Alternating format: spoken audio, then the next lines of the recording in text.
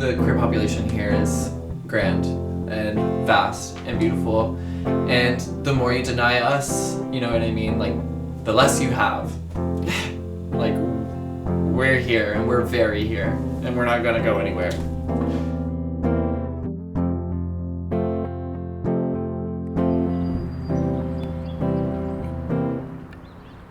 Knoxville's queer community is a lot bigger than you would think it is. First of all, like, there are so many queer people here, and there are so many different kinds of queer people. There's just such a thing here in the South about, like, boys being boys and, you know, little ladies being little ladies, and boys will be boying, and it's pretty intense. Like, I'm the firstborn of, like, 4 boys in my family, so the pressure to, like, not be all of this was, like, obviously a lot.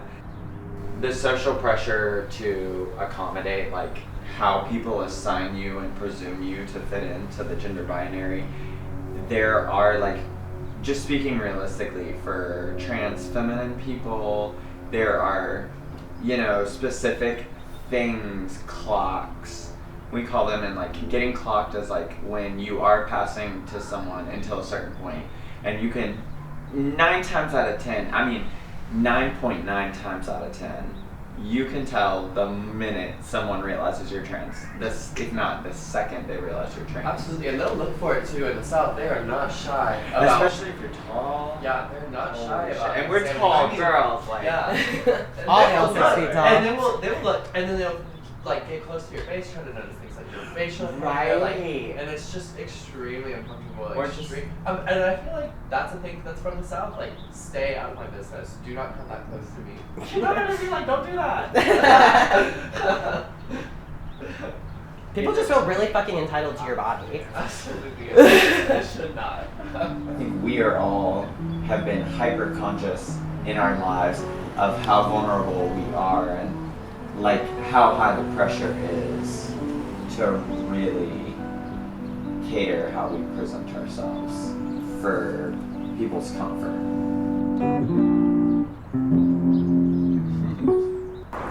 I love Knoxville, Tennessee. I hate all the laws and politics. But it feels home. It's like to me it's a big city, but it's not really a big city, and it doesn't feel like a big city. And that makes me feel home. I come from a small town in Germany, which is, to y'all, it's definitely a small town, but it is a big city to me. So yeah, comparable to that, Knoxville feels the most home. I already don't have really rights, you know, being an immigrant. So I wish people would think of the people that are, you know, I'm not below anyone, but, like, I am big, like, when it comes to that, I am, like, the lowest, kind of. So I wish people would take that into consideration, and that just makes it really harder for people like me to live, especially our authentic selves.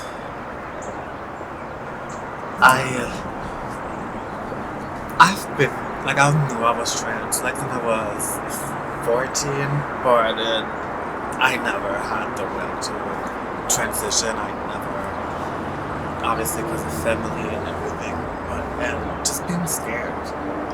But after, like, now that I'm 27, like, I don't know what changed, like, this year, like, this and last year in general.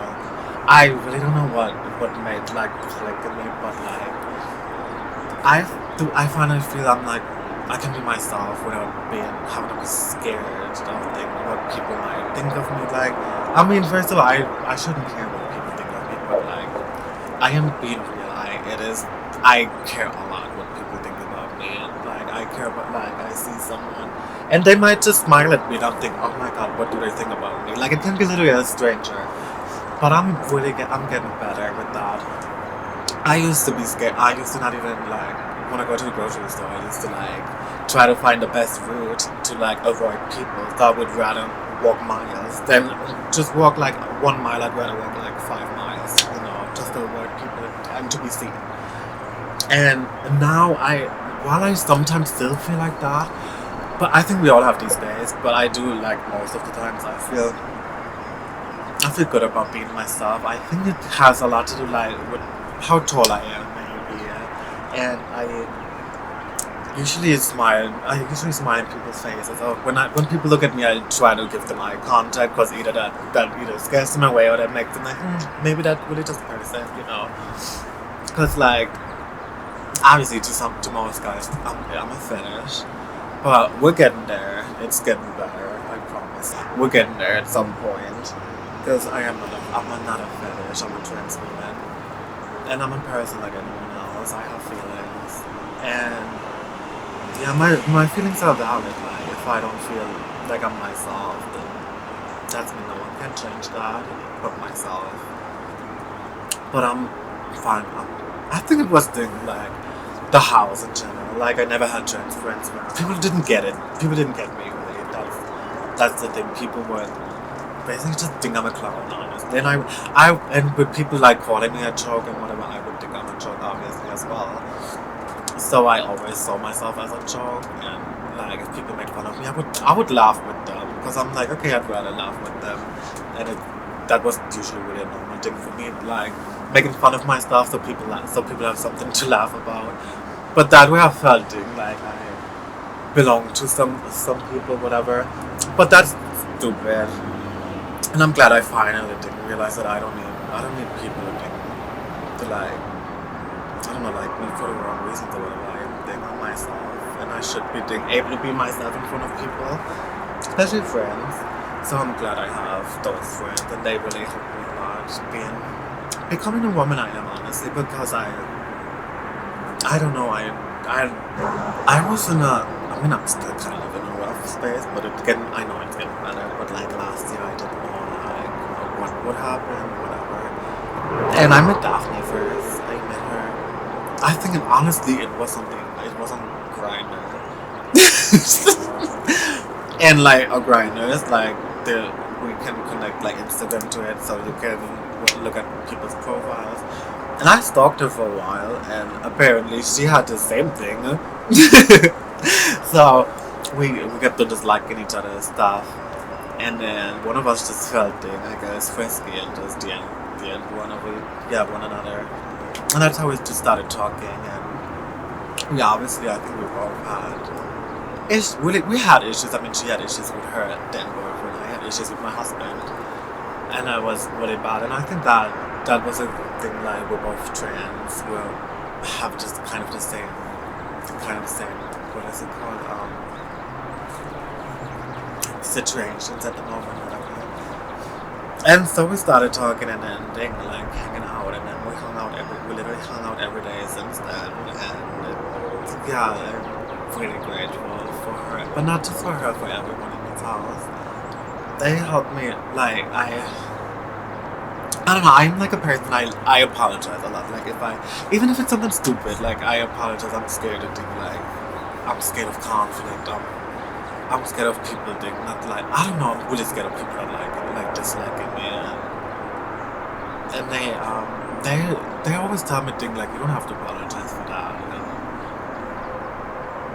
Oh God, don't. And yeah, I'm grateful for them, and I know they're grateful for me, and they said tell me that every day, which is it's a really weird feeling. People telling you that, like I'm a person. I don't like things like I don't like people giving me compliments because I think that because I never believe that stuff. Or people, I don't know, people tell me, oh, you didn't do anything wrong, and that makes me honestly feel like I did wrong. But like they really they really helped me a lot getting there.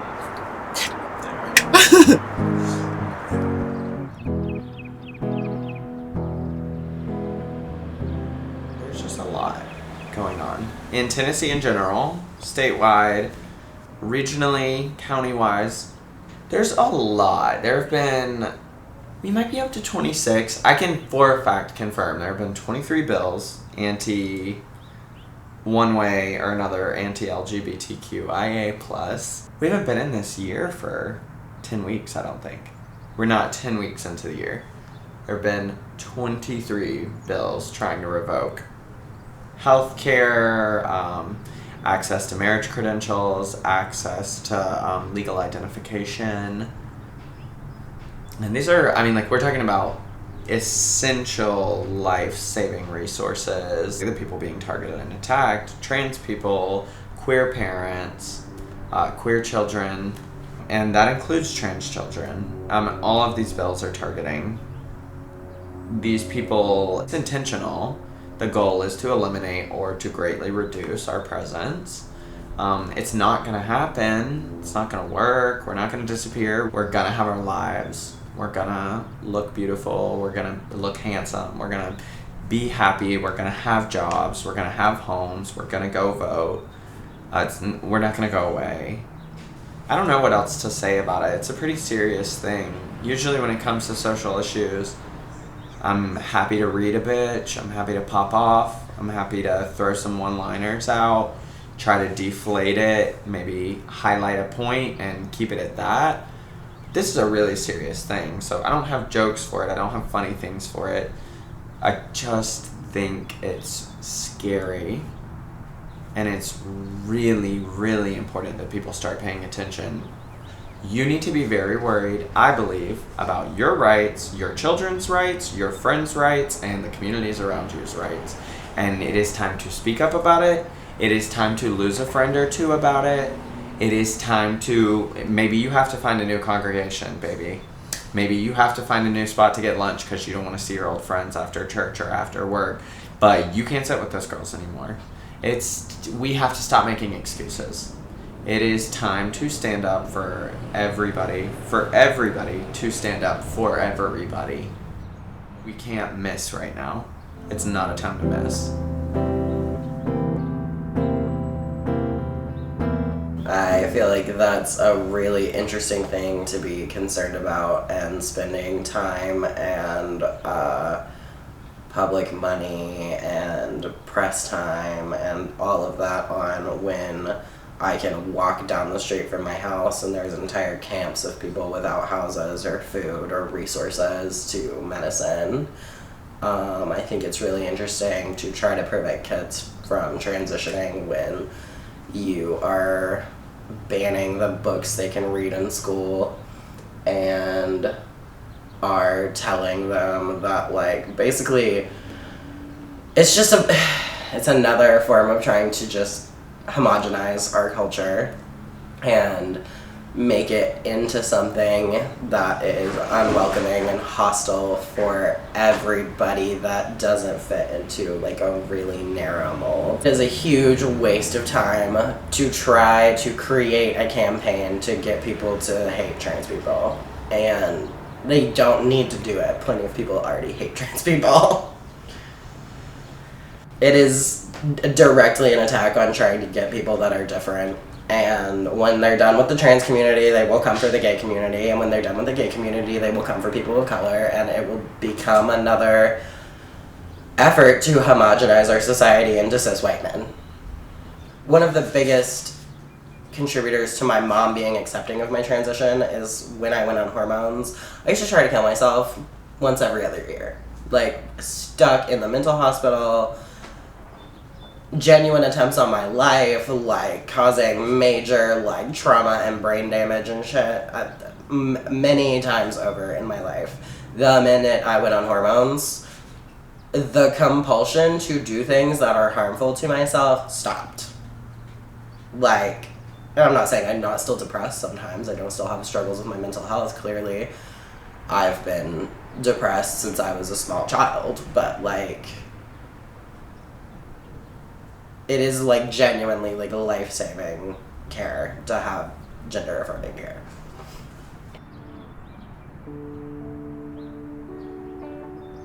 As much as this is a bad thing, I'm grateful that it's shining light on the fact that there are queer events happening around you, you know what I mean? There are queer spaces, and there are queer people who need you to show up for them. Because they belong here too. This is also their home. I feel worried, you know? I feel like it's such the drag ban is such an intense thing. It's such a wide ban, you know what I mean, for people, like, for instance, I work in West Town Mall.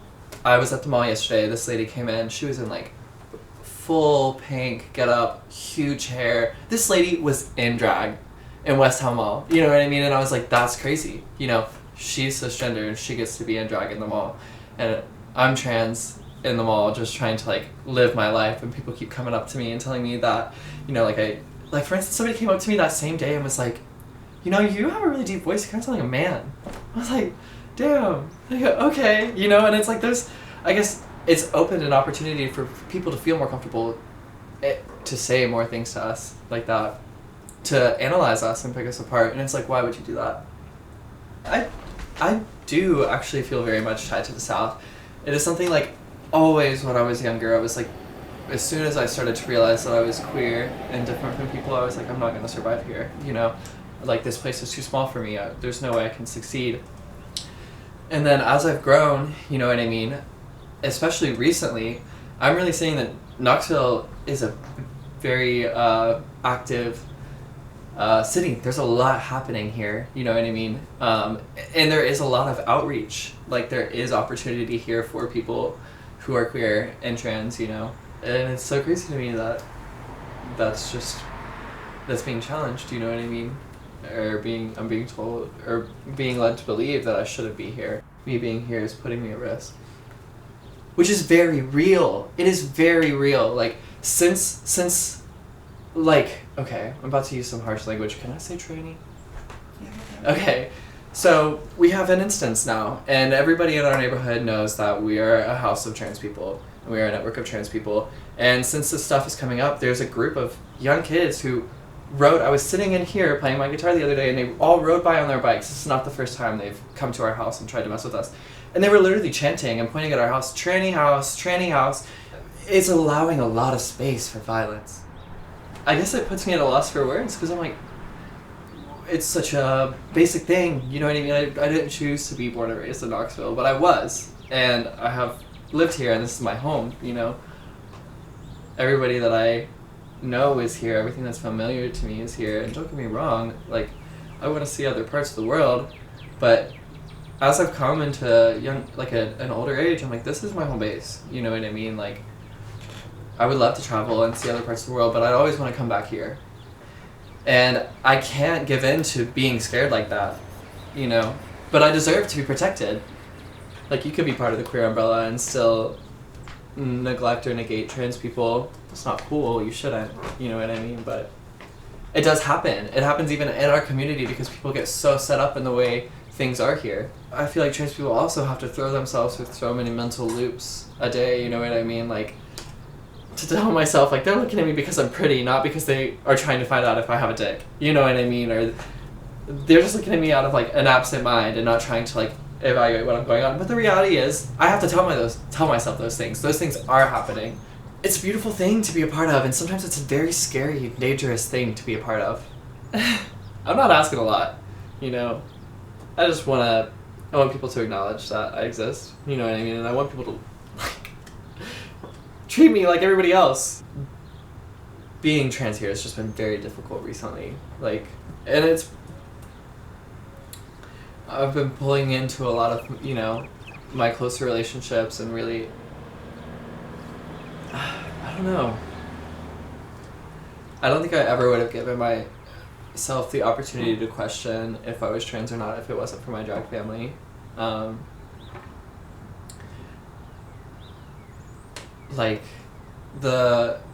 just when we first met, the casualness of them gendering me and, like, using she, her pronouns with me, like, you know, it opened my mind a lot. I was like, wow, like, that feels good, you know what I mean? When they say that to me, I started to listen to their experiences as trans people, and I realized how much I was questioning my gender and how I was feeling about my body and how I was feeling about going through my, you know, last push of testosterone puberty.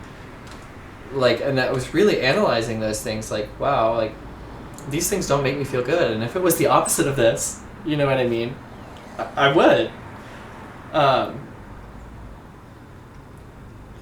It was kind of like just like, they were kind of able to show me like, we exist and that's okay, you know what I mean? And I was like, that is okay. I can see because you guys are okay, you know? And I'm so grateful to have a network like that. Like, you know what I mean? They have my back no matter what. And I have their back, you know? And it's important that we have each other's backs because things down here are not good right now, you know? Even in our own home, in our own work, like workspaces, like we're coming up against like threats and violence, you know? I don't know where I'd be or what I'd do without them, to say it in short, you know. It started by them embracing me and allowing me to have a safe space, you know. And then as I started to become unwound and like starting to relax a little bit, you know, it opened more areas to, first of all, it was my first time living with somebody that wasn't my family, so that was a challenge, you know. But also like it caused me to like analyze how things happen in the relationship and like the way that they existed. I was like, wow, like you guys are so similar to me, you know what I mean? Like we are on the same vibe, like and then it just door after door until even still, like in our relationship, they still challenge me to grow and work hard every day, you know. I didn't have anything going for me before. Like I really kind of let things go once the big thing was that last push of testosterone, that last push of puberty. I just felt like I did not care about myself. I had no value, you know, in myself. So probably somewhere bad. Definitely not on hormones. Definitely wouldn't have started keeping plants, you know what I mean? Definitely wouldn't have started to blossom or bloom, you know. Don't get me wrong, like, I know there are people who would want good things for me, but I needed to want those good things for me. And me wanting those good things for me caused the change, you know. That put me into a better place. If I was not able to have access to hormones, I would be dead. You know what I mean? It is too easy. Life is too hard, you know? It is too accessible to take your own life. And for hormones, for something that would change the whole way you live your life, and for something that has changed the whole way I've lived my life and salvaged my relationships with my families and my friend and myself and love, you know what I mean, and life and death. Like, if it wasn't for the access to hormones, I never would have been able to touch the part of my soul that is the divine, emotional, feminine, you know what I mean? I wouldn't have ever able to feel so whole. Like, it is crazy, because I feel like trans people can still be trans without hormones. I don't want to deny trans people that are on hormones, you know, because that is a big process. It takes a lot to come up to a place where you're like, I am going to permanently change my body, you know what I mean? Or I'm going to permanently change the way my brain is functioning. But I was not doing good. I did not have good patterns. I didn't care about what happened to me. And because of that, I was losing things in my life. And then I stopped caring about losing things, you know? It was only when I hit my lowest low that I was kind of like able to break that glass ceiling and be like, everything that you know is like half of what you're supposed to experience, you know what I mean? Like you're not getting the whole picture. The access to hormones is so important for trans people. I feel very heartbroken and really sad for the people who are gonna have to wait, and through those last pushes of puberty that change your body, you know what I mean? They, like, thank God that I was able to get access to hormones before I was able to grow a full beard, you know what I mean? Before that was starting to happen, because like I couldn't have dealt with that. Modern medicine is magic, you know what I mean? And for the fact that most people are able to get access to that, for you to just take that away from trans people, or to deny that from trans people, especially trans youth, you know what I mean? Especially considering how suicide rates have been, especially in queer youth, you know what I mean? Like, you are genuinely shutting doors and taking away opportunities for these people to live full, happy lives. And, you know, not to be that person, but like, who's to say those trans people aren't gonna go and cure fucking cancer? Like, you know what I mean? And like, you're denying them the opportunity to be happy and therefore create good things that happen in the world. You know, it all starts in your center. It all starts with yourself. If you are not taking care of yourself, if you don't have access or the opportunity to take care of yourself, good things are not going to come. to any young trans people out there, you know what I mean? The doors may be being closed in your face, but just know that with time that they will open, you know what I mean? Like, there are people here fighting for you. And we're not gonna let you be forgotten. Sorry, now I'm gonna cry. Holy fuck. Like, we're not gonna stop fighting for you. You know what I mean? And don't stop fighting for yourself. Like, don't give up on yourself. Because the world does need you. You know what I mean? And your community is gonna need you eventually. Like, we've been attacked forever and we're not gonna stop being attacked. You know? But that doesn't mean that we should give up. Sorry.